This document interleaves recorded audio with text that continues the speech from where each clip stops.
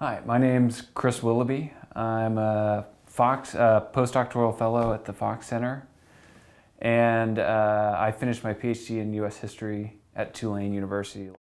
For the past year, I've been working on revising my dissertation into a book, and it's tentatively titled The Masters of Health, Racial Science and Slavery in American Medical Schools.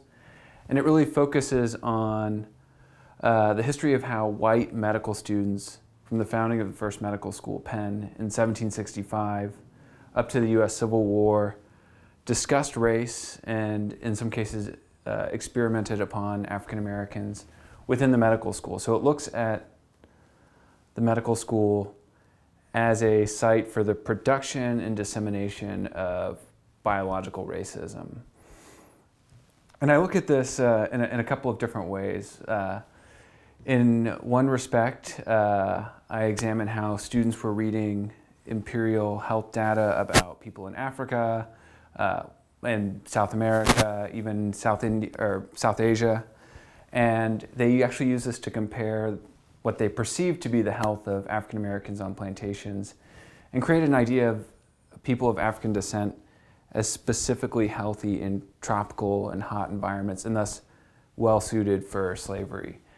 On the other hand, they also dissected a lot of black bodies, collected the skulls of all different races, and compared skull size and skull measurements. And students did this, obviously, under the guidance of their professors, but they ended up writing dissertations where they argued that people of African descent were different species. And once again, this ended up being used, this kind of what we'd call today pseudoscience, but it was very legitimate at its time period.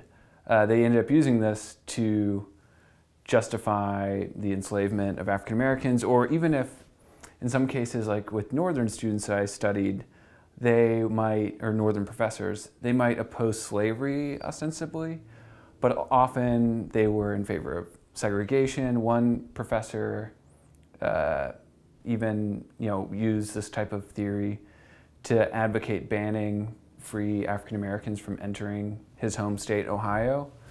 So what I also try and show is that this kind of medical racism was a part of medicine rather than just a part of kind of Southern slavery. It has drawn me to push a little bit more in the kind of interdisciplinarity realm and thinking about different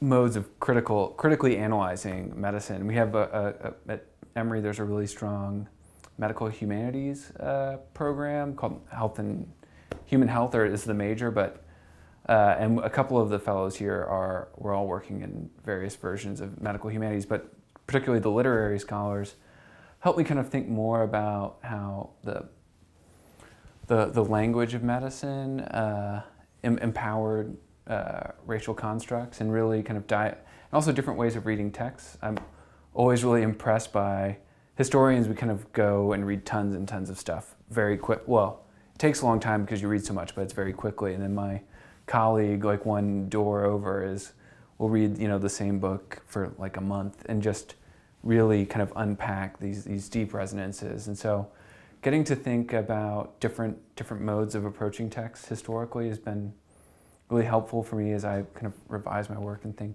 more deeply about it.